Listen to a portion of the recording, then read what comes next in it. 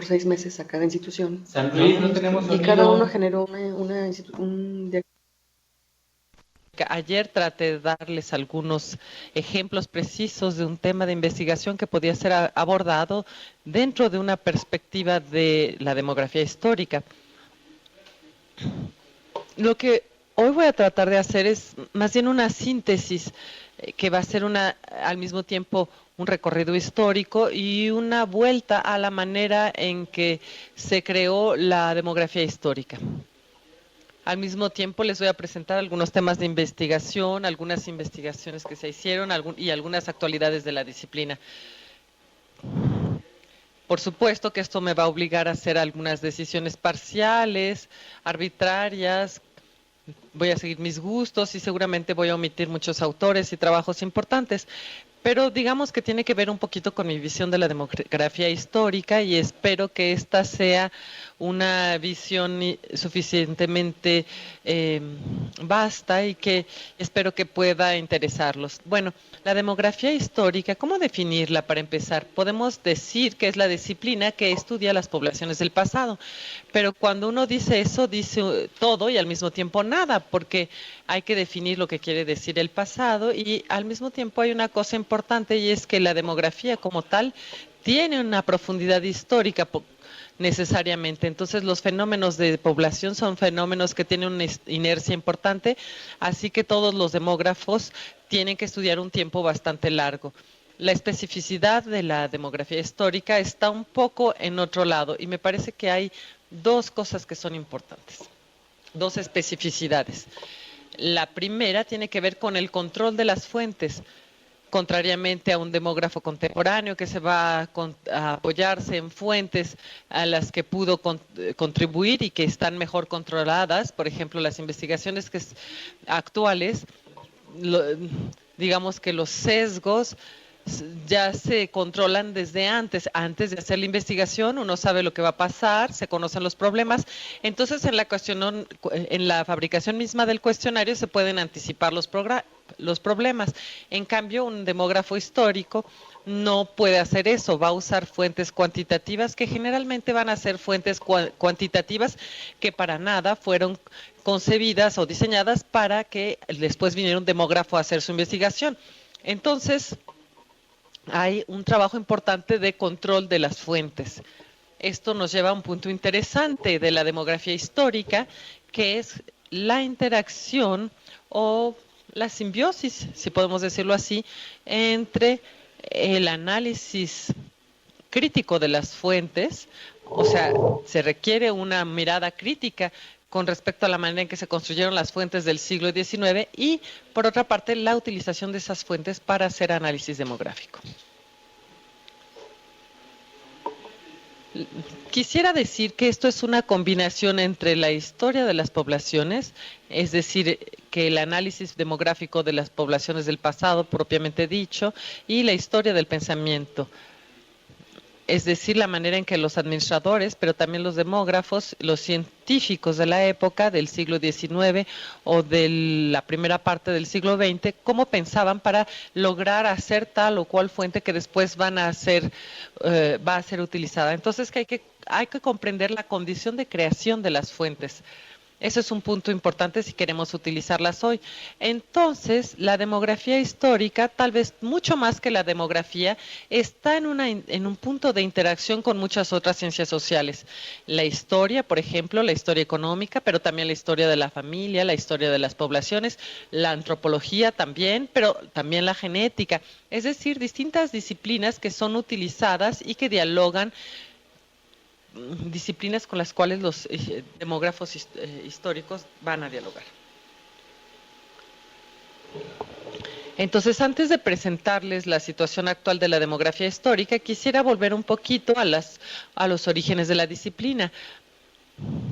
Hay que comprender una especificidad que es verdaderamente muy francesa y que es la baja precoz de la fecundidad en Francia. Es algo único, es decir, que en la transición demográfica francesa tiene esa particularidad de que la cantidad de niños, la cantidad de hijos bajó muy rápido y muy pronto, mucho antes que en los otros países industrializados. Y hubo un desfase entre la baja de... En los otros países había un desfase entre la baja de la mortalidad y la baja de la fecundidad. Esto no fue así en Francia. Por eso también la demografía es tan presente en Francia. Es debido a este miedo, a esta desnatalidad, a este miedo de la desaparición de la población. Los primeros demógrafos estaban preocupados por esta cuestión de la baja de la natalidad. Entonces, de la disminución de la natalidad. Entonces, una de las cosas que trataron de hacer es estudiar la historia, estudiar la fecundidad francesa antes del periodo industrial para tratar de entender cómo funcionaba, para tratar de entender cuáles eran los determinantes y para tratar de frenar la disminución de la natalidad. De ahí nació la Escuela Francesa de la Demografía Histórica, que se asoció al nombre de Louis Henry, quien creó un método que fue el de la reconstitución familiar o lo que llamó la familia en ficha. Y este método permite, a partir de una fuente única, que son los registros parroquiales de nacimientos, matrimonios y fallecimientos, que es una fuente presente en toda Europa occidental, pues bien, a partir de esta fuente, él trata de reconstituir familias, en realidad reconstruye parejas y reconstituye la historia de la fecundidad de esta pareja. El principio es que digamos que con el registro de un matrimonio dicen, bueno, aquí nace una pareja y luego van a tener que examinar todo el registro de nacimientos para encontrar los nacimientos asociados a esta pareja.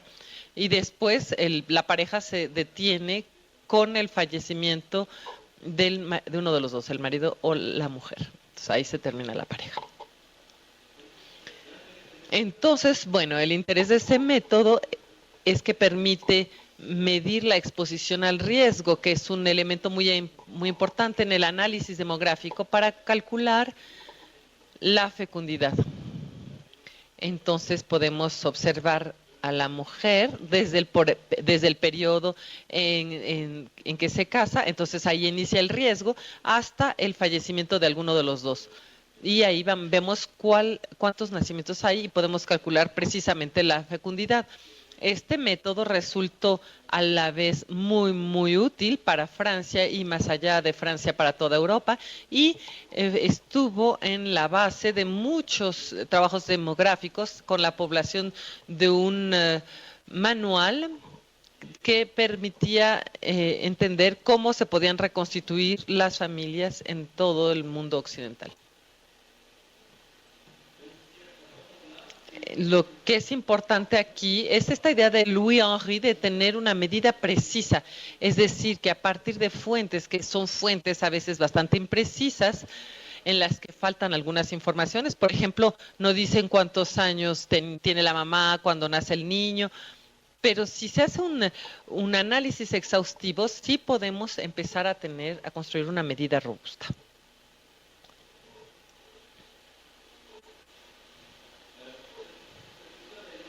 Este método fue retomado por otro fundador de la demografía histórica en el libro Cambridge Group el grupo The Cambridge Group for the History of Population and Social Structure, que a partir de los años 70 trata de reconstituir la población inglesa de dos maneras, utilizando un método de proyección retroactiva, digamos, lo que llaman back projection, y al mismo tiempo también tratan de usar análisis demográficos bastante avanzados con respecto a individuos o familias dadas.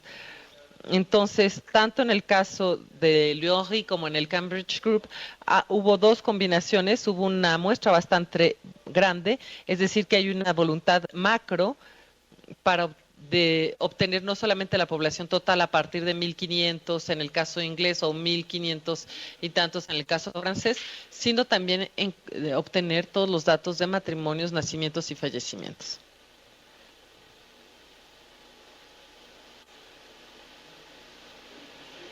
Entonces, bueno, voy a pasar a la situación actual que quisiera precisarles a lo largo de mi intervención y quisiera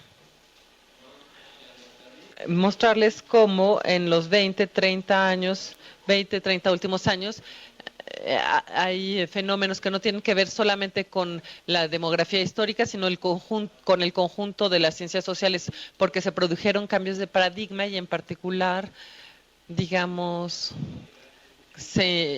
nos interesamos mucho más en los análisis basados en el individuo.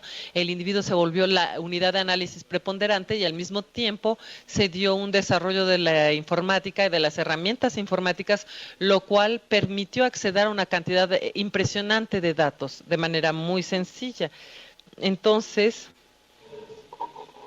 la conjunción de estos dos fenómenos produjo al mismo tiempo el desarrollo de nuevos métodos, por ejemplo, el análisis de supervivencia, y esto fue muy utilizado en la demografía histórica, es decir, que hubo nuevos métodos y al mismo tiempo hubo una cantidad de datos considerable. Entonces, bueno, en la época de Louis Henry la dificultad era más bien la dificultad de acceso a las fuentes, la identificación lenta y difícil de una base de datos para obtener una o dos cifras. En cambio, hoy es casi el problema es casi inverso. Tenemos tantas cifras que la dificultad viene de cómo controlar, cómo elegir métodos para elegir estas bases de datos tan amplias, cómo poder abordarlas a partir de perspectivas nuevas.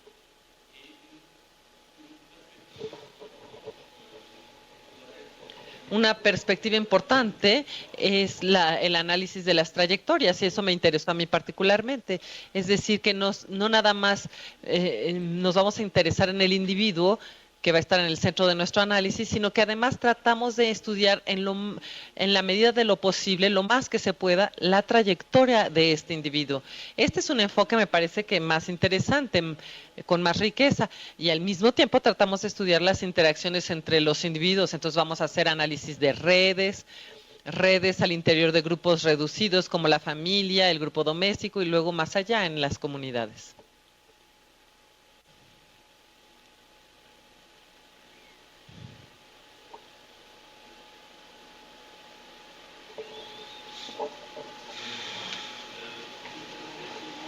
Bueno, voy a presentar rápidamente lo que les voy a presentar hoy.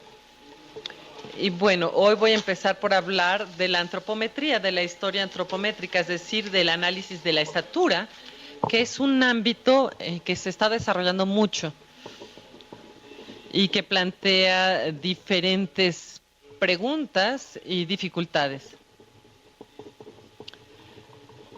Después voy a hablar de las fuentes y los problemas en torno a estas fuentes, con lo que me parece que constituyen hoy los elementos más vanguardistas en la investigación demográfica, es decir, las grandes bases de datos individuales, y después vamos a hablar de análisis longitudinales, es decir, análisis de trayectorias. Después voy a hablarles más específicamente de la demografía histórica actualmente en Francia y de la investigación en la que yo estoy trabajando, que es la investigación TRA. Les voy a explicar por qué se llama esto así, y luego les voy a dar dos ejemplos de análisis posibles, es decir, de qué manera se pueden usar estos datos que son a la vez complejos y variados, y de qué manera esto puede renovar nuestras problemáticas.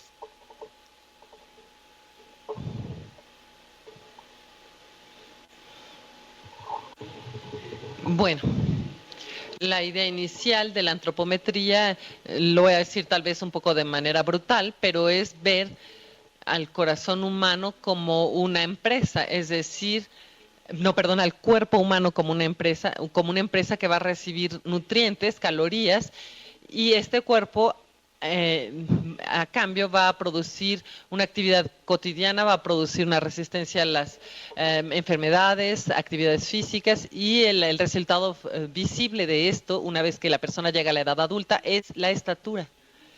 Entonces la idea que se volvió muy popular desde hace como 10 o 15 años es ver la estatura como un marcador que habla de las condiciones de vida durante la infancia.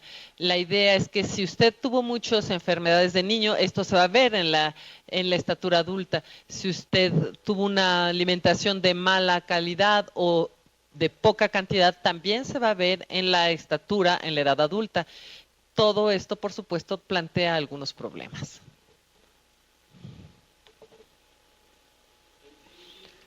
Esta idea es bastante antigua, que existe ya en el siglo XIX y que aparece ya desde los trabajos del conde de Angeville en 1836, cuando él examina los registros de la estatura por región y lo relaciona con los niveles económicos por región.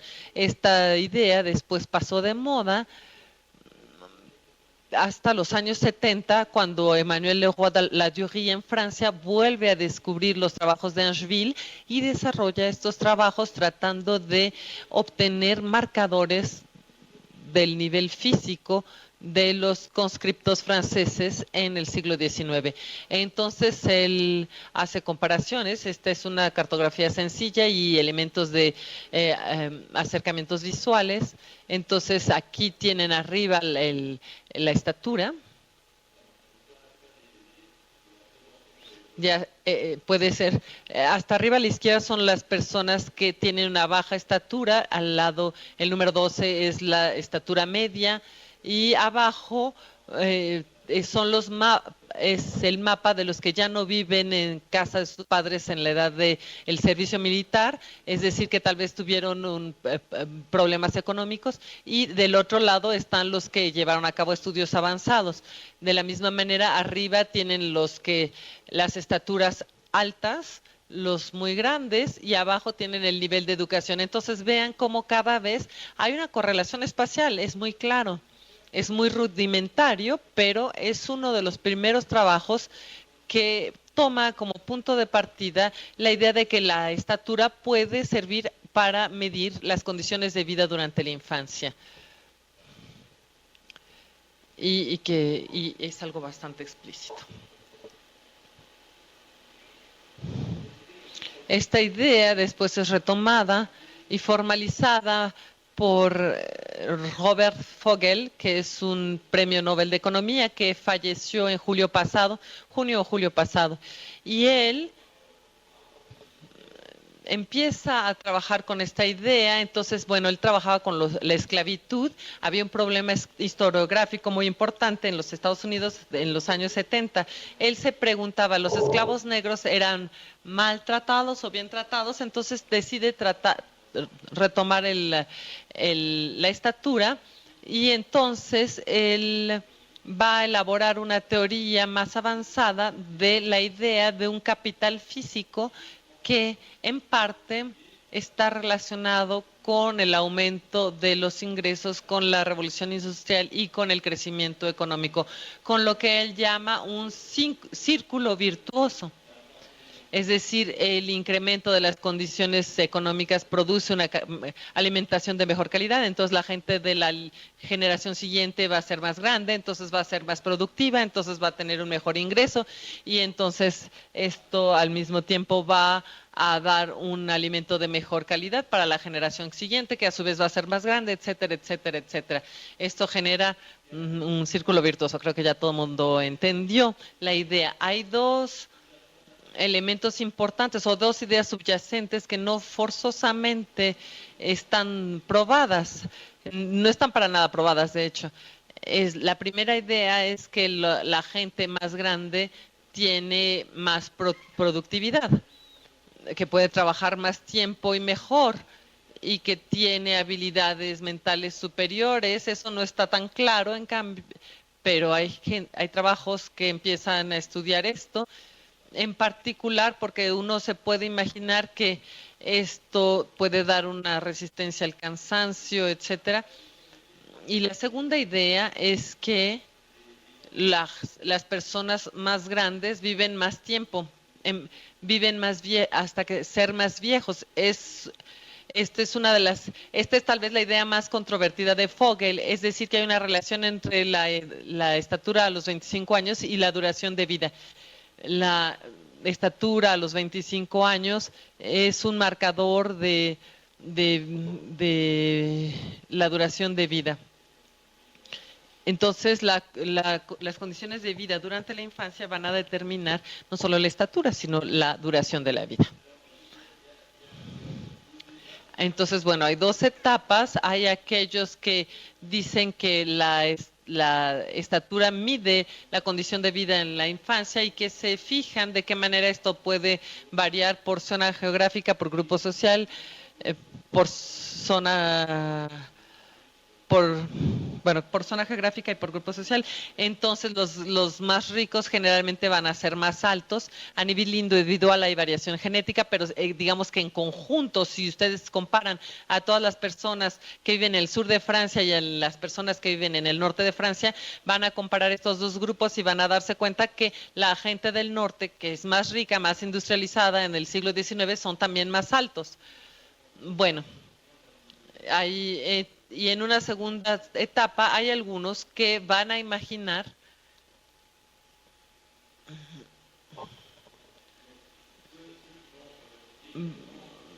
van a considerar directamente que ser más grande es mejor, que ser más alto es mejor.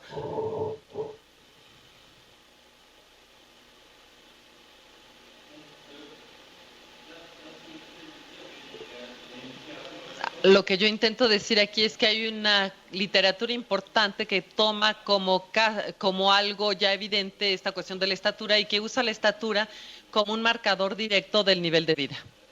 Si tomamos el tamaño de los distintos grupos, si se compara entre ellos, esto incluso podría reemplazar el Producto Interno Bruto como criterio de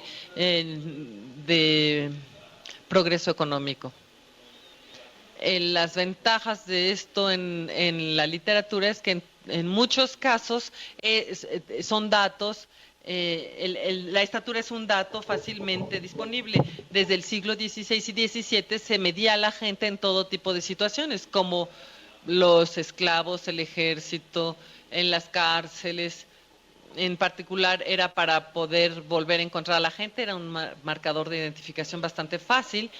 Entonces, bueno, esto nos permite comparar fácilmente distintos grupos. Son datos que están ahí, que están disponibles y eso es lo que genera también su éxito. Al mismo tiempo, por supuesto, podemos imaginar un montón de límites para este marcador. En primer lugar, es que no está muy claro cuál es el periodo de la vida que va a determinar precisamente el tamaño. Entonces, podríamos imaginar que la estatura de una persona a los 20 años depende de las condiciones que tuvo durante su infancia, por ejemplo, entre 0 y 2 años. Esto sería un marcador muy preciso. Pero si depende de las condiciones entre 0 y 15 años, por ejemplo, o entre 0 y 5 años y luego durante la adolescencia, ya todo se vuelve más vago. El otro problema es que puede haber compensaciones. Hay muchos trabajos que tratan de utilizar, por ejemplo, las hambrunas. Hay algunos artículos sobre las grandes hambrunas en China y las hambrunas en los Países Bajos que tratan de examinar cuál es el efecto de estas hambrunas en la estatura.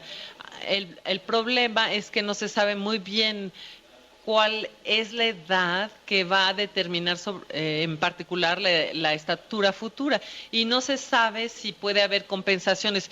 Por ejemplo, si usted es subalimentado durante un año pero luego come normalmente, usted recupera la talla que habría tenido, la estatura que habría tenido, pues no se sabe.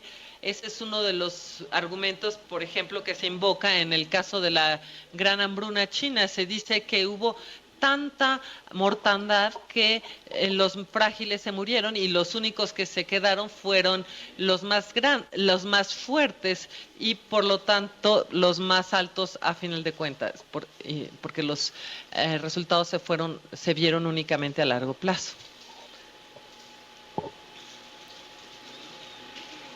ahora voy a describir un poco lo que tiene que ver con las bases de datos individuales, que es otro desarrollo reciente y fecundo en la demografía histórica.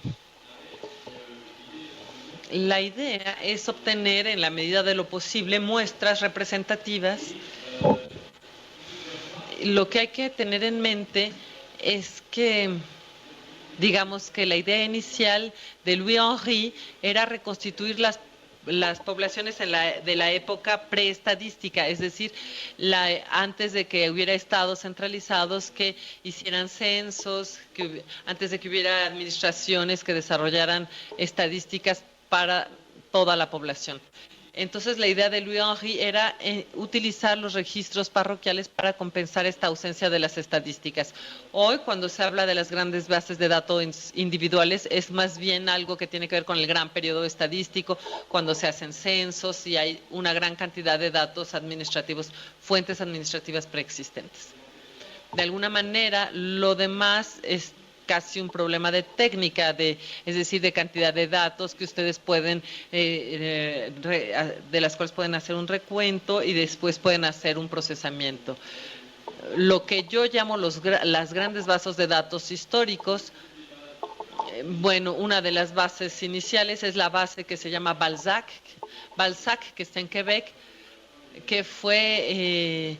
que empezó a final de los años 70 bajo la dirección de Gérard Bouchard, y aquí los datos Balzac, por lo menos inicialmente, reconstituyeron la población quebequense utilizando los registros parroquiales y luego del Estado civil, es decir, los registros de matrimonio, nacimientos y fallecimientos. Ellos trataron de reconstituir la población quebequense a partir de un periodo muy, muy temprano, que es el siglo XVIII. La otra gran base de datos, muy popular en la actualidad, es la base IPUMS.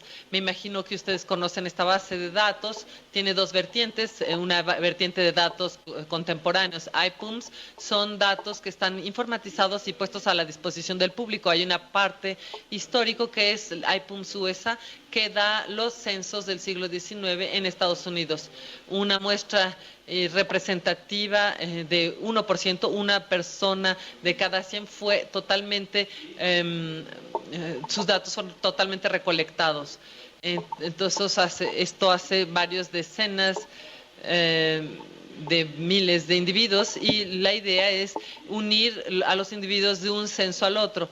En particular, los censos, bueno, las muestras representativas es 1%, y aquí tenemos todas las informaciones sobre esa persona, pero en general los nombres de todas las personas fueron recabados. O sea que ustedes pueden meter un nombre en internet y van a tener acceso a su ficha, van a tener una foto del documento original, no está informatizada, pero esto les va a permitir hacer conexiones entre distintos documentos. A esto se agregaron otras bases, el North Atlantic Population Project, que es un proyecto que tiene que ver con Inglaterra, países escandinavos y Canadá. Y la idea era tener gente que había emigrado a Estados Unidos. Entonces vamos a ver un proceso, vamos a ver la persona en Noruega antes de que emigre, y después la misma persona en Noruega después de que emigró. Reconstituimos su familia en el lugar de origen y luego su familia en Estados Unidos para ver si se enriqueció en Estados Unidos y si se enriqueció más que su hermano, que se quedó en Noruega. Ya ven la idea, ¿no? Eso es lo que permite hacer este tipo de datos. Son casi efectos mecánicos y de técnica. Una vez que tienen ustedes computadoras bastante grandes, con una memoria bastante grande, y puede meter datos y compilar cosas así. Otra base de datos es la Utah Population Database. Son millones de individuos y sirve para los datos médicos y genéticos. Bueno, volveré a eso. Entonces, esta idea de tener enormes bases de datos con las cuales podemos trabajar con millones de individuos y tratar de ver la correlación entre el trabajo y la fecundidad, por ejemplo, lo que permiten hacer, uno de los puntos interesantes pues de tener estas bases de datos, uno de los sectores con más futuro en los estudios demográficos son los estudios longitudinales, no solamente en la demografía histórica, sino en la demografía en general y en otras disciplinas, por ejemplo, en la economía. Los datos longitudinales son importantes. Esto se opone a los datos transversales. Ustedes saben que los datos transversales son como un corte, mientras que los datos longitudinales permiten observar a una persona más de una vez. Por ejemplo, observan estas personas en una continuidad cada año y pueden ir viendo cómo va evolucionando la situación de esta persona. Y vamos a poder ver lo que le va sucediendo a esta persona, por ejemplo, y relacionar los distintos acontecimientos, por ejemplo, de qué manera afecta el nacimiento de un hijo a su vida profesional, etcétera. Ustedes pueden comparar incluso la gente que tiene hijos y la que no, aunque esto sería un poco sesgado porque ahí habría efectos de selección, mientras que el hecho de seguir una misma persona evita sesgos. Hay estudios longitudinales naturales que son los registros de la población que son anualizados o plurianuales. No sé si ustedes ven lo que son estas cosas, es decir, que ustedes tienen un registro al interior de un municipio, todo el mundo está inscrito en este registro y cuando sucede algo, un acontecimiento demográfico, un nacimiento, un fallecimiento, esto se inscribe directamente en el registro. Cuando la persona se va del municipio, esto se inscribe. A veces se inscriben incluso cuando cambia de profesión. Esto es una herramienta casi ideal, puesto que permite ver evolucionar directamente la vida de las personas. Lo hacen en Italia, en varias ciudades y regiones italianas que eran autónomas. Están los registros de población, también en Bélgica, en los Países Bajos y en Alemania, y de la misma manera lo hacen en los países escandinavos, que son registros parroquiales, pero que también son registros continuos.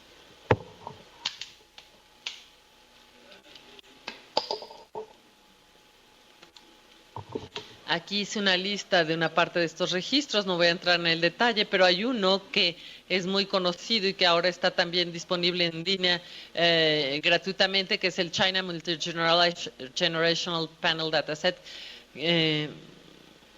Ahora ellos están en la Universidad de Hong Kong. Entonces, bueno, estos son datos del panel que abarcan 250,000 personas.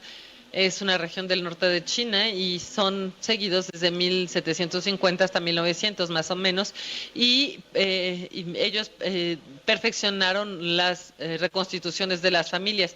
Da informaciones evidentemente demográficas sobre las familias, pero también informaciones socioeconómicas, sobre la profesión de los distintos miembros de los grupos domésticos.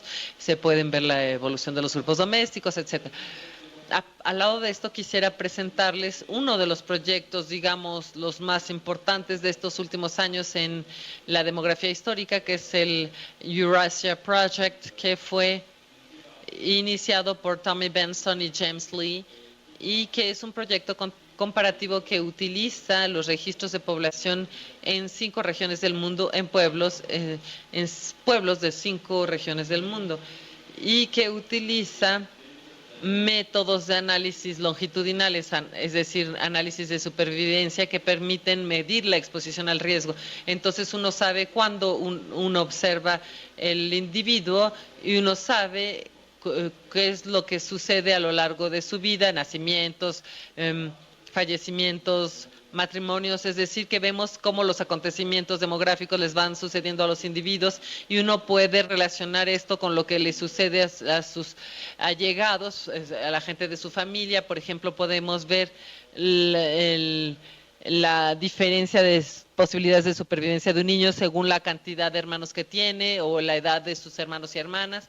Esto puede ser algo bastante dinámico. Podemos ver a la gente casarse y las posibilidades de casarse según la cantidad de hermanos y hermanas y también según la profesión ocupada, etcétera, etcétera. A otro nivel podemos establecer una relación con variables más de nivel macro, por ejemplo, la situación económica o la el tamaño de las cosechas. Entonces, si hubo una mala cosecha, vamos a ver si la gente va a retrasar o no su matrimonio o retrasar o no el primer hijo. El hecho de que tengan pocos ingresos tal vez va a disminuir las posibilidades de que tengan hijos. Entonces, la idea de este proyecto comparativo es la de volver a examinar las ideas malthusianas de relación entre situación económica y población.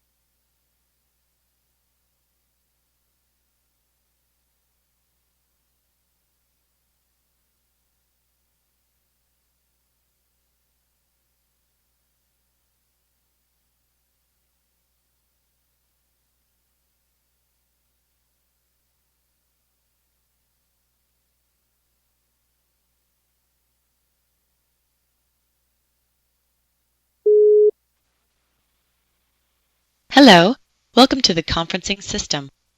To join a conference, you may use the far-end camera control. Please enter the conference number for the conference you are creating, followed by the pound key. Please enter the PIN for the conference you are creating, followed by the pound key.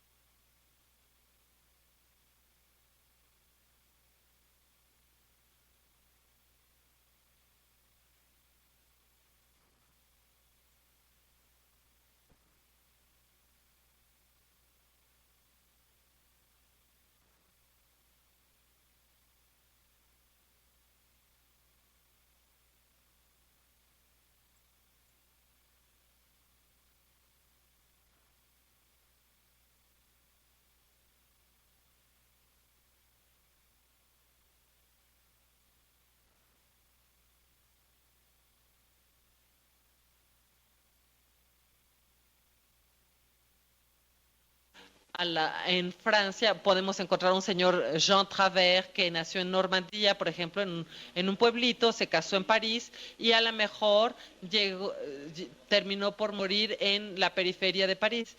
Y ustedes pueden encontrarlo en estas tres situaciones y van a poder reconstituir su vida independientemente del hecho de que se haya movido. En cambio, en la investigación Henri, las personas tenían que haberse quedado en el mismo pueblo toda su vida. Aquí no, se les puede estudiar independientemente de sus migraciones. Se les puede estudiar en el siglo XIX, en los periodos de la industrialización, de desarrollo económico del país, y vamos a ver de qué manera las trayectorias de los individuos fueron influenciadas por eso. Con respecto a las reconstituciones familiares, vamos a pasar únicamente de padre a hijo, porque cuando las mujeres se casan, sus hijos van a tener el nombre de su marido.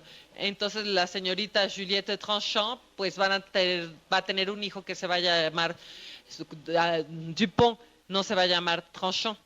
En cambio, los hijos de Julien Tranchant sí se van a apellidar Tranchant y los vamos a poder seguir, etcétera. Entonces, en cada generación, ni modo, se van a perder los hijos de las mujeres. Sí, es un poco molesto, pero es inevitable. Dice que se va a evaporar un poco, ¿no? Entonces, bueno, esto fue posible porque en la época de la Revolución había libros que compilaban el orden, a la población en el orden de llegada. Cuando nacía un niño, llegaba y el cura anotaba su registro, pero a partir de la época de la Revolución se requirió que los registros fueran utilizables y por lo tanto tenía que ser posible volver a encontrar el acta. Entonces ya se imagina que cuando hay miles de nombres, estos registros son demasiado grandes, y entonces en el momento de la revolución, al final de cada año, los alcaldes, porque los alcaldes son los que reemplazan a los curas en los registros, los alcaldes ponen a todos estos niños en listas alfabéticas, y cada 10 años van a hacer una tabla alfabética que restablece alfabéticamente, aquí ven ustedes la letra B, que van a anotar a todos los acontecimientos por orden alfabético. Por ejemplo, todos los nacimientos de los 10 últimos años por orden alfabético, y lo mismo para los matrimonios y lo mismo para los fallecimientos. Entonces esto permite ir a encontrar las actas, porque si uno quería en 30.000 comunas ir a buscar un dato, uno se moría antes de encontrarlo. Entonces hay dos fuentes centrales que fueron examinados para todo el siglo XIX y una parte del siglo XX. La primera fuente es las actas de matrimonio, que nos informa acerca de los individuos en el momento de su matrimonio y sus padres. Por ejemplo, sabemos cuántos años tenía, qué profesión tenía su cónyuge, cuál era la edad, profesión de sus padres, etcétera. Esa es la primera fuente y es una fuente importante. Y otro registro muy importante es los registros de las sucesiones o las herencias. Ese fue un gran legado de la revolución, porque en la revolución necesitaban dinero, porque estaban en guerra contra toda Europa, y entonces además los ricos ya se habían ido, los nobles, entonces se necesitaba dinero, y entonces lo que se les ocurrió fue imponer un impuesto a las herencias. Y entonces, en el momento en el que una persona muere, se inscribe su fallecimiento. Estas actas son públicas, y entonces la administración fiscal va a ir a estudiar, va a ir a examinar cuáles fueron los fallecimientos, pone estos decesos en una tabla que se va a llamar TSA, y entonces van a buscar a ver si estos individuos tenían bienes. Y entonces saben que va a tener que haber una declaración de sucesión o de herencia que va a consignar todos los bienes. Por ejemplo, aquí tenemos la tabla de sucesiones y ausencia, es decir, una tabla de herencias y fallecimientos. Ahí tenemos una entrada por cada uno de las letras del alfabeto, entonces esto por supuesto facilita las búsquedas. Aquí tenemos a la señorita Émilie Travendon, que era sirvienta, que falleció a los 46 años en febrero, etcétera. Esta tabla nos da los análisis de todos los fallecimientos y nos da una idea de si tiene o no un patrimonio que se puede heredar. Y si es el caso, puede haber una declaración de sucesión, puede haber más de una declaración de sucesión, sobre todo si piensan que la persona mintió. Hasta van a hacer investigaciones, va a investigar si hay información en otros lados, etcétera.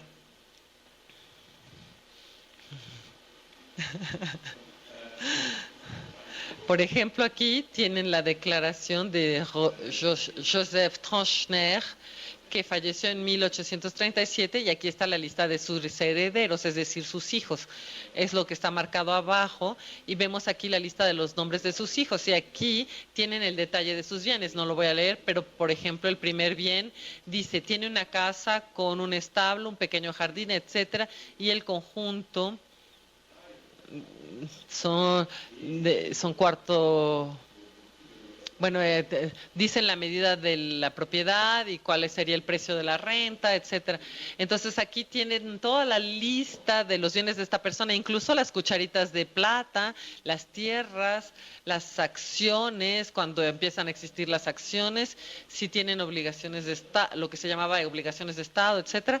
Entonces este es una mina de oro en cuanto a informaciones sobre la riqueza. Y a partir de esto vamos a ir reconstituyendo todas las informaciones sobre los TRA. para darles una idea de que de la distribución demográfica es más o menos homogénea. Vemos aquí los TRA del siglo XIX. En términos de efectivos, aquí tenemos los matrimonios TRA. Tenemos 2 periodos. En el siglo XIX hay más o menos 500 por año, y este es un recuento exhaustivo. Es decir, están todos los matrimonios TRA de toda Francia. Todos fueron incluidos en el recuento. A partir del siglo XIX vemos que hubo una caída brusca. Lo que pasa es que la muestra se volvía demasiado complicada, pero vamos a ir más o menos hasta los años de 1990. Lo que pasa es que si yo ponía todos los matrimonios franceses en esta curva, las tendencias serían exactamente las mismas. Vemos perfectamente aquí las guerras mundiales con estos descensos bruscos. También vemos las guerras napoleónicas un poquito antes de 1820, y luego hay mucha gente que se casa. Es como una recuperación, una compensación de los matrimonios, etcétera. En cuanto a los fallecimientos, es más o menos son más o menos los mismos niveles. Son como 400 años decesos por año, es más o menos hasta 1940, y después tenemos otra muestra de 1940 a 1960. Ay, ya estoy atrasado, entonces voy a ir más rápido.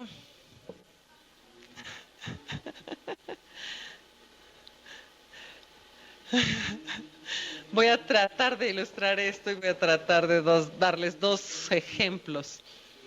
El primer ejemplo tiene que ver con el envejecimiento de la población. Cómo uno llega a vivir su vejez. Es decir, cuáles son los recursos con los que puede contar una persona de edad avanzada. Lo interesante es que estamos en una época en que no hay jubilaciones universales, pero algunos sí tienen alguna jubilación. Voy a comparar los que tienen jubilación y los que no tienen para ver cuál es el efecto sobre su patrimonio. Entonces, hay ¿sí me entienden? Que hay una parte de las personas que no tienen jubilación, otras que sí, porque hay poca gente que tiene jubilación a lo largo del siglo XIX, y después esto va a ir aumentando tendencialmente a lo largo del periodo. Aquí vemos la proporción de los que tienen más de 70 años que tienen jubilación, y al final del periodo más o menos son el 10%. Estas son personas que trabajan en las grandes compañías, grandes sectores como las minas, los ferrocarriles, o que trabajan para el Estado. Entonces, una parte de ellos tiene jubilación. Lo interesante es que tienen a la vez efectos cualitativos y cuantitativos. Hay cada vez más personas que tienen jubilación, pero también hay un cambio en la composición de los jubilados. Al principio son sobre todo personas que tienen mucha formación, sobre todo porque, por ejemplo, los ferrocarriles les ofrecen una jubilación a las personas para que se queden toda su vida en la compañía. Y en el ejército solo los de grados más elevados tienen jubilación, pero lo que vemos es que a final del siglo XIX y a inicios del siglo XX esto se generaliza para personas menos calificados, por ejemplo, en las minas o en la administración pública. Entonces hay poblaciones que tienen ingresos más bajos, pero que sí benefician de una jubilación. Sí se ven beneficiados con una jubilación. Entonces, al final, y con esto voy a ir muy rápido, es que las personas que tienen jubilaciones tienen 3% de posibilidades más de tener un patrimonio en el momento de su fallecimiento con respecto a personas que tienen el mismo sexo, la misma edad, etcétera, pero que no tuvieron jubilación. O sea que este ingreso adicional está ahí. La idea de la jubilación es que la jubilación les permite asumirse durante su vejez, no se comen el capital que habían acumulado anteriormente y les permite cierta autonomía. Si controlamos, por ejemplo, lo que sucede con el matrimonio, vemos que el efecto es el mismo.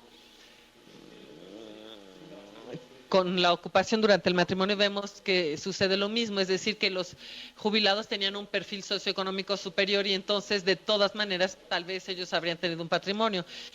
Pero vemos que esto también se da con las profesiones menos calificadas. Incluso si lo controlamos viendo cuál es la riqueza del padre, el hecho de que el padre sea rico o no, por ejemplo, si uno tiene un padre rico, aumenta en 20% las posibilidades de tener un patrimonio en el momento del fallecimiento. Y para los pensionados el efecto es casi igual de fuerte, es de 15%. Bueno, El seg- la idea en el ejemplo anterior es que tenemos datos de los TRA que nos hablan de la riqueza en el momento del fallecimiento y a esto le podemos agregar los datos sobre la jubilación. Sabemos cuáles eran jubilados porque lo comparamos con la lista de los jubilados en Francia. Otra ilustración aquí es que le pudimos agregar a esta base los registros militares a partir de 1870. Bueno, en 1870 hubo una guerra entre Francia y Alemania, que en aquel entonces se llamaban prusianos, y los prusianos en aquel entonces ganaron, y entonces los franceses dicen, nuestro ejército no era bueno, entonces transforman el ejército y tratando de imitar al ejército prusiano, dicen, bueno, los prusianos ganaron, entonces seguro tenían un mejor sistema, entonces a partir de 1870 hay una obligación de que los hombres de más de 20 años hagan un servicio militar, hay una pequeña parte que, como un 10%, que son declarados inaptos, pero los demás tienen que hacer un servicio militar relativamente corto que puede durar, según los periodos, puede durar 3 años, 2 años o 1 año. Esto es algo que va a ir cambiando, pero lo importante es que después de este servicio militar son reservistas, o sea que pueden ser llamados en cualquier momento en el caso de una guerra. Y durante ese periodo tienen que declarar siempre cualquier mudanza. Entonces hay periodos en los que se les vuelve a llamar para un entrenamiento adicional y durante este recordatorio la administración puede darse cuenta de si realmente declararon sus residencias sucesivas. Entonces aquí tenemos a otro TRA. Lo vemos en el momento en el que pasa ante el Consejo de Revisión para ver si puede hacer su servicio militar. Se llama Joseph Travers, es 1865, está el nombre de su papá y de su mamá, tiene menos de 21 años porque a los 20 años es el padre el que es responsable por su hijo. Si el hijo de 20 años no se presenta, el papá va a la cárcel, porque siempre es más fácil localizar al padre y meterlo a la cárcel. Entonces, aquí tienen las residencias sucesivas de este señor Travers. Él viene de Travers entre Rennes y París, y vemos que en el 91 se muda a París, luego se va a la periferia de París, y luego se va a Niza, y luego se va a Marsella. Y podemos usar esto para observar sus migraciones. Podemos usar estos datos para calcular, por ejemplo, la distribución de los migrantes. Cuando vemos las migraciones, vamos a generalmente a saber si migra o no, mientras que aquí vamos a ver el número de migraciones y nos vamos a dar cuenta que en realidad la mitad de los individuos, la mitad de los que migran por lo menos una vez, migran por lo menos 2 o 3 veces, o sea que si migran van a tener una muy fuerte movilidad y 3/4 partes van a migrar por lo menos 5 veces. Un segundo punto interesante es que una vez que se unió esta base de datos con los TRA, se puede articular con la situación familiar del individuo. Entonces tienen el individuo que está aquí, esto va a permitir buscar su TESA, que nos da informaciones de su fallecimiento y lo que pudo heredar. Luego voy a unir esto con su matrimonio, las informaciones sobre su padre, porque en los registros militares hay informaciones sobre el padre y la madre. Y, por ejemplo, aquí vemos el efecto del fallecimiento del padre. ¿Qué pasa cuando muere el padre? ¿Cuál es el efecto del fallecimiento del padre en la migración? Esto es un ejemplo de cómo se pueden usar las bases de datos.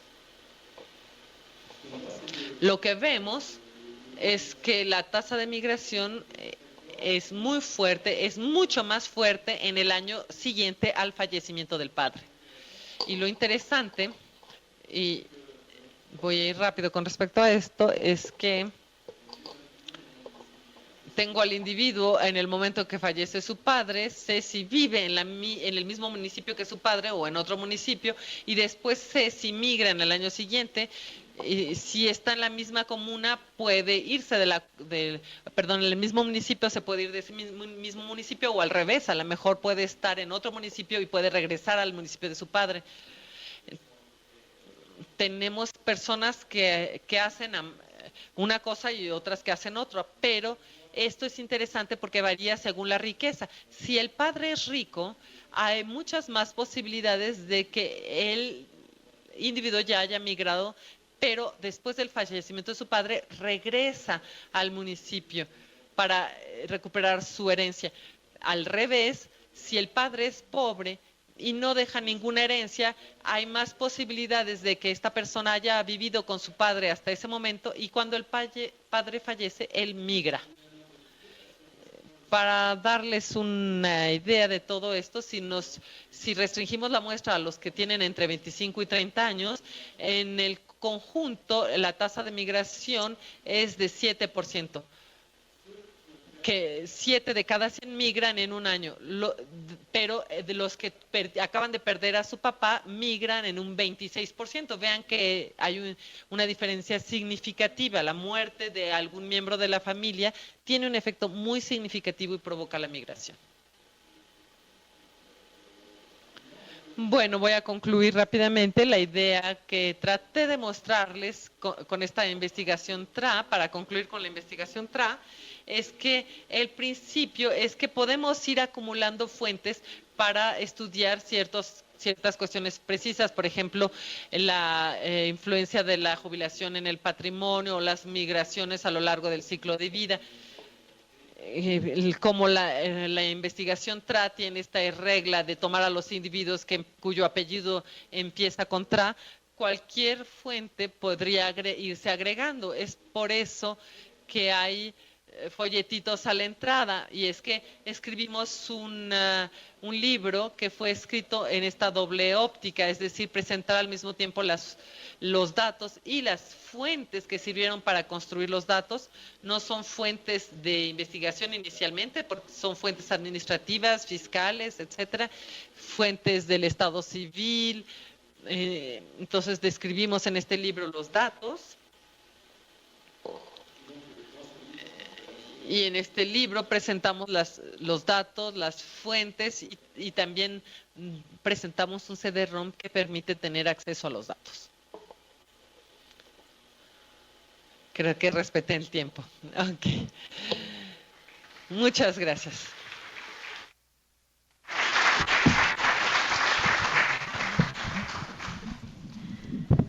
Muchas gracias, Leonel. Creo que nos diste una visión muy interesante sobre la cuestión de demografía histórica, que bueno, solo tú pudiste determinar qué decía en ese documento porque costaba trabajo poder leerlo. Bueno, vamos a abrir la sesión de preguntas. Vamos a juntar aproximadamente unas 3 o 4 de aquí del auditorio. Posteriormente pasaremos a dar la palabra a las instituciones que tenemos por videoconferencia, a ver si tienen alguna pregunta, alguna duda, y continuamos nuevamente aquí. ¿Quién quiere abrir las preguntas?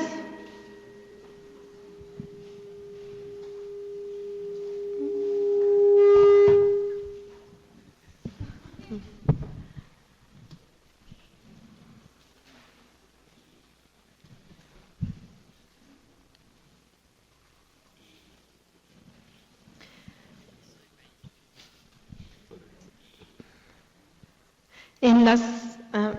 Lourdes.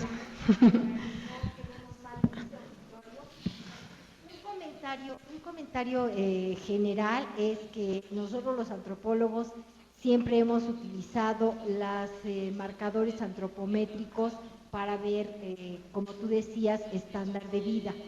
Y para México existen pocos trabajos de este tipo, pero tenemos, por ejemplo, para poblaciones prehispánicas en el área maya y en la Cuenca de México, estudios interesantes respecto a cómo el cambio en modo y estilo de vida tuvo una repercusión negativa, reduciendo la talla de las poblaciones mayas en el clásico y en el centro de México igual. Y también algunos estudios longitudinales de crecimiento en México que tratan de relacionar estos periodos de mayor demanda de nutrientes en los niños y en los adolescentes y cuáles serían las edades de mayor riesgo para que un efecto negativo en la economía y en la alimentación repercutiera en la reducción de la talla. Y se hizo una investigación muy interesante en nutrición en una población rural en donde, claro, éticamente ahorita no se haría, pero en una familia se seleccionaron algunos de los hijos a los que se les dio suplemento alimenticio y subían hasta 10 y 15 centímetros estos niños que se les había dado el suplemento alimenticio, que era pues una manera de comprobar esta relación entre utilizar la estatura como estándar de calidad de vida en vez del Producto Interno Bruto u otro. Entonces era un mero comentario de México. ¿Alguien más quiere hacer alguna observación, alguna pregunta? Silvia. Bueno, me parece muy interesante el método TRA. Sin embargo, a la par que tú ibas mencionándolo, pensé en nuestros archivos. Yo seguí familias en el siglo XVIII, del siglo XVIII, con parroquiales y con dos tipos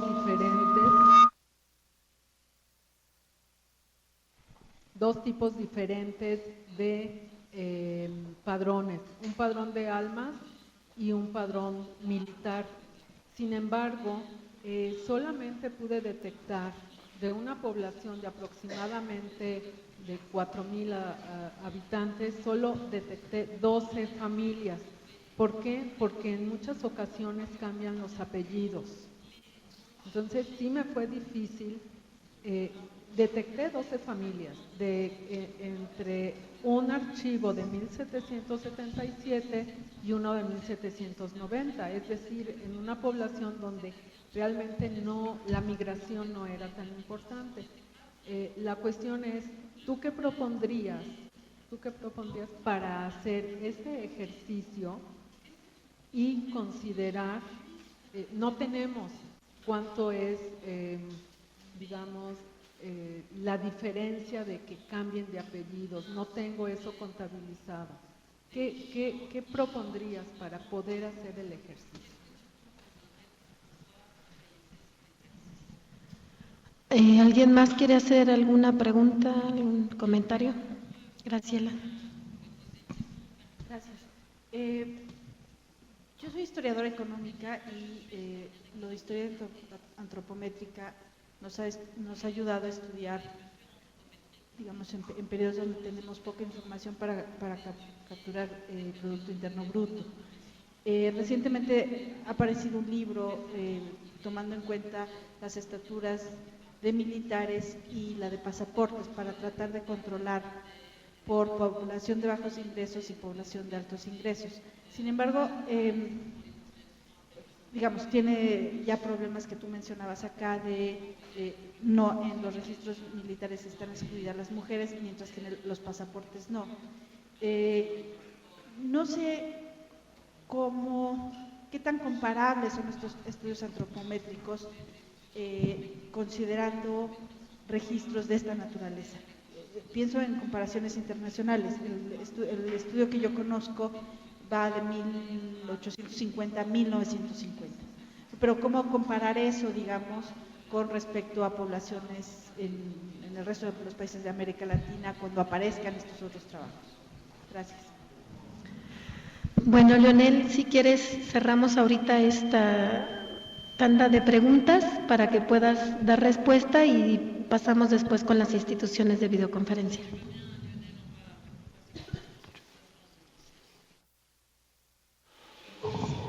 Muchas gracias por todos sus comentarios y preguntas. Bueno, con respecto a la estatura, uno de los argumentos que tengo para decir que es difícil determinar las edades de riesgo y los momentos de crecimiento críticos para la talla es que no podemos experimentar. Como usted lo dijo hace rato, usted no es muy ético empezar a alimentar bien a unos niños y no alimentar a otros.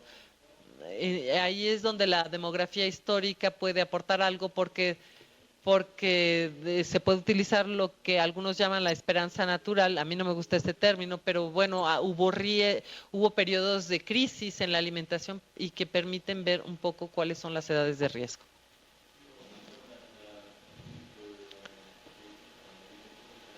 Con respecto a la segunda pregunta, con respecto a la talla, no sé si realmente era una pregunta, pero es cierto que una de las cosas que es realmente interesante para la talla es que da informaciones cuando no existen otras informaciones, pero lo difícil es elegir a la población con respecto a la cual se van a hacer cálculos. Por ejemplo, solamente vamos a estudiar a los hombres o los pasaportes, pues también hay efecto de selección. No todo el mundo tiene un pasaporte, incluso actualmente, y estos efectos de selección tienen que ver con la talla. Esa es mi crítica. Con respecto a la cuestión del cambio de nombre, por supuesto, es un problema bastante considerable.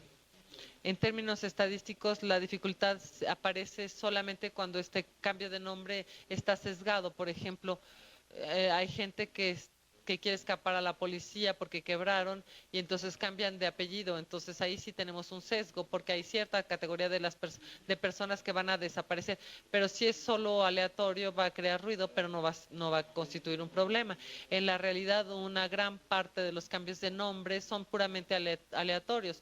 Al escribir, algunos, por ejemplo, escriben Trey de una manera y luego otros de otra, unos con doble L, otros con Y. Lo que nosotros hicimos a nuestra escala fue que creamos patrimonios unificados. Tratamos de identificar en ciertos municipios apellidos que eran cercanos en la fonética para atribuirlos a la misma familia, incluso si el patrónimo exacto no era exactamente el mismo. Hoy tenemos cambios de letras que nos permiten ver que sí era una hipótesis justa. Ahora, los que cambian completamente de nombre, en nuestro caso los que cambiaban las 3 primeras letras del nombre, pues ya están completamente perdidos. Pero el sesgo es bastante limitado, hay pocos cambios ortográficos. Hay pocas personas que se llamaban Tranchant y que se vuelven Dupont, por lo menos a escala de Francia. Ahora, los que migran tal vez pueden cambiar. Una de las cosas que yo intenté hacer fue buscar a los que se fueron a Estados Unidos. Hay gente que trabajó en esto y ahí encontramos muy pocas personas. Podemos imaginar entonces que la gente cambió de nombre en Estados Unidos o que el oficial de la aduana norteamericana no entendió nada a lo que les decía Jean Tranchant y puso Jean Tron y entonces ya, ni modo, le cambió el apellido. Entonces a escala de Francia es algo algo limitado porque a partir de 1930 o 1940 el sistema funciona muy bien y ya no hay problemas de este tipo, pero en cuanto salimos de Francia tal vez sí hay problemas. ¿Qué es lo que usted puede hacer? Bueno, pues no sé, habría que examinar la calidad de la fuente, habría que ver fuentes que tomen en cuenta las letras iniciales o utilizar otras compensaciones, por ejemplo, el apellido de su mujer, etcétera, etcétera.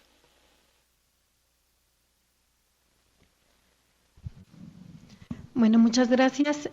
Damos la palabra a las instituciones, al Colegio de San Luis, a la Universidad de Hidalgo, al COLEF, que quieran hacer alguna pregunta.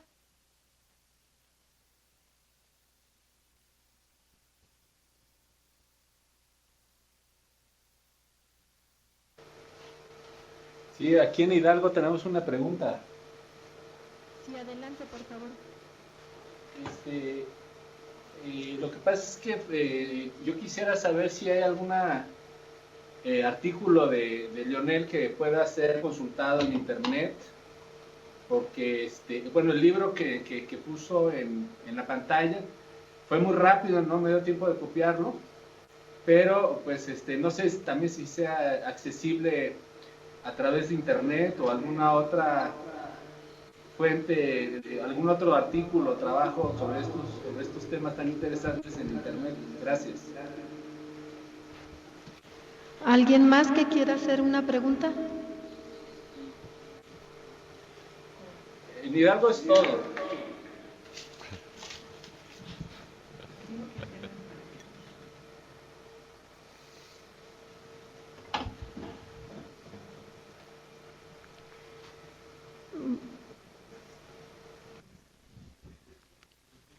Bueno, Leonel, si quieres dar respuesta Ok. a esa pregunta, por favor. Non, merci pour cette question et pour l'intérêt Por el interés por el libro. Bueno, olvidé mencionarlo porque terminé muy rápidamente que este libro desgraciadamente está en francés. Bueno, y es sobre Francia, entonces, bueno, a lo mejor la gente que se va a interesar en esto tiene ganas de estudiar sobre Francia. Pues está escrito en francés, ni modo, pero va a salir en enero y seguramente lo va a poder comprar a través de internet. Se llama La investigación historia de una herramienta para una historia. ¿Pueden decirle que sí puede repetir lo último? ¿Pueden decirle que sí repite lo último? La dernière partie. Y decía que si quieren mis artículos, lo cual me halaga, es muy gentil de su parte, basta que ponga mi nombre en Google, llega a mi sitio web y ahí puede descargar todos los artículos. No estoy muy seguro de que esté muy al día, pero ahí van a encontrar la mayoría de los artículos. Muchas gracias, Leonel. ¿Alguien más que quiera aquí en la sala hacer alguna pregunta, algún comentario?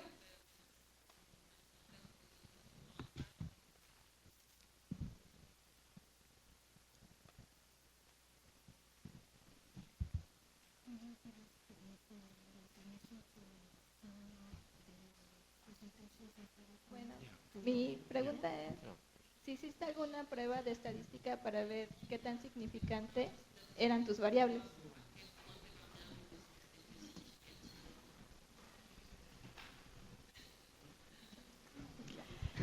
¿Alguien más que quiera hacer alguna otra?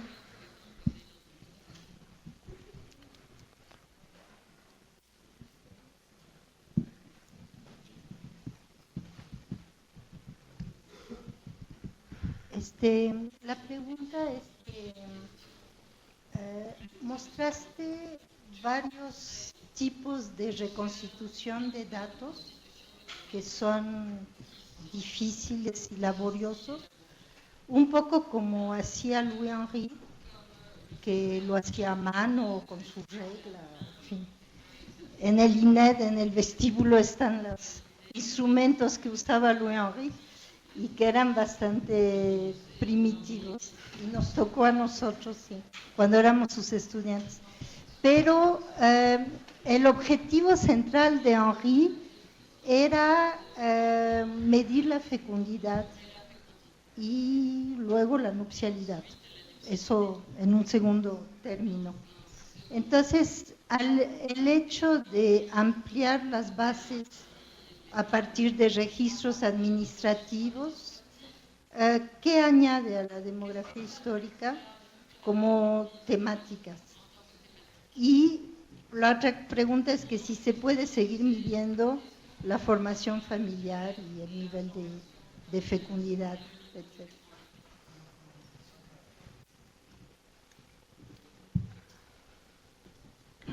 ¿Alguien más quiere hacer alguna pregunta o podemos pasar a las respuestas?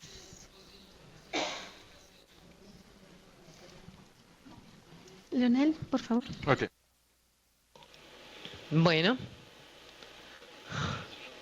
con respecto a la primera pregunta, creo que me fui muy rápido con respecto a las jubilaciones. En las jubilaciones todo es significativo. Hay más detalles en los artículos. Pueden encontrar un artículo mío donde pueden ver las pruebas de significatividad. Hay pruebas de regresión con respecto a las probabilidades de riqueza, tener un patrimonio o no, o tener más de 150 francos. Había pruebas de robustez para los niveles considerados y examinamos las distintas variables. Bueno, no sé si eso responde a sus preguntas, pero en el artículo está. Con respecto a la pregunta de María Claudia, es difícil responder en 2 minutos. A lo mejor durante la presentación fui demasiado rápido, pero me parece que una de las cosas importantes, por ejemplo, en el RASIE Project o en el estudio TRA, es que vamos a estudiar la fecundidad, pero vamos a poderla cruzar con otros datos, con otras características de las personas, pero también con otros acontecimientos que le suceden a estas personas. Esto es lo que traté de mostrar con respecto a cuando hablaba de las oportunidades de supervivencia según la cantidad de hermanos y hermanas, etcétera. Por ejemplo, en el TRA tratamos de investigar el número de nacimientos por pareja para tratar de establecer una fecundidad diferencial, es decir, ver si los más ricos tenían más hijos o no y para ver si esto variaba a lo largo del tiempo. Esta era una pregunta en sí. Entonces pienso que la idea, ya sea en el Eurasia Project o en las grandes bases de datos individuales de las que hablé, se mantienen las intuiciones y las preguntas que se planteaba Henri, pero ahora se usan herramientas que él no tenía. Entonces, bueno, Henri tenía esta preocupación por la representatividad y de la medida precisa de un indicador de la fecundidad, pero ahora esto se cruza con otros elementos de contextos familiares, pero también de comunidad, con elementos macro como en el Eurasia Project.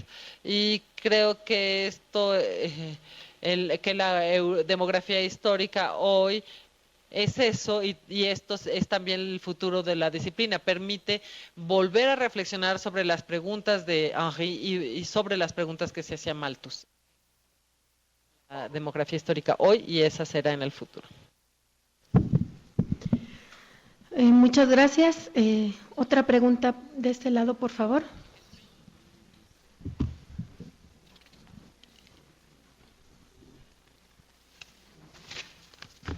Hola, ¿qué tal? Buenas tardes.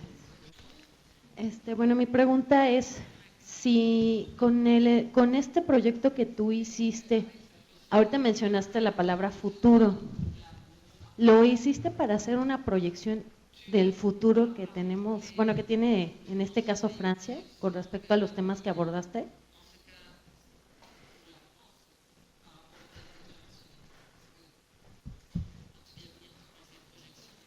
Gracias. ¿Alguien más quiere hacer alguna otra pregunta? Si puedes repetir, por favor, la pregunta, porque no entendió muy bien. Bueno, con el proyecto que hiciste actualmente, hace unos momentos comentaste sobre futuro. Con este proyecto que hiciste, ¿es posible que tú estés o planees hacer una proyección a futuro de la población actual de Francia? Gracias. ¿Alguien más quiere hacer algún otro comentario, pregunta?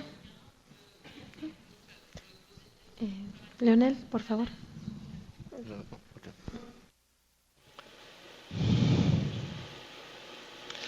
Lo siento, no sé si entendí bien la pregunta. Si usted habla de proyección de la población más allá del día de hoy, creo que no necesitaríamos a los TRA. No es para eso para lo que sirven los TRA. Podemos hacer proyecciones de poblaciones a partir de otras fuentes actuales que son de mejor calidad y que funcionan mejor. Entonces, para hacer el vínculo con el día de hoy, con la actividad, con los TRA, y por eso reconstituimos la base hasta los años 60, es para establecer una relación con los datos contemporáneos. Por ejemplo, para que haya indicadores de riqueza desde 1800 hasta hoy. Tendríamos los TRA desde 1800 y tantos hasta 1960, y a partir de los años 60 hay otras investigaciones que fueron hechas. Justamente lo de los TRA tiene como objetivo permitir la comparación en la larga duración, y también para comparar indicadores, para estudiar los efectos de estructura a nivel individual. No sé si me expliqué bien. Bueno, finalmente pasamos a las instituciones o alguien más aquí que quisiera hacer alguna otra observación. Bueno, me queda entonces informarles a todos que en próximos días estarían en la página del colegio, donde está la parte de cátedras y está la de Jean Bourgeois Pichat. Subiremos las presentaciones que hizo estos 2 días el invitado Leonel Kestenbaum, para que quien quiera consultar, por ejemplo, como la pregunta que decía Hidalgo, que ya no tuvo oportunidad de captar el libro, bueno, podrían ahí verlo. Y también queremos agradecer a las instituciones que nos acompañan por videoconferencia, a las personas que por video streaming estén viendo y escuchando las conferencias, agradecerles. Y bueno, también a todos ustedes que están aquí y bueno, al invitado por haber aceptado venir a darnos estas conferencias. Un aplauso, por favor. Merci beaucoup.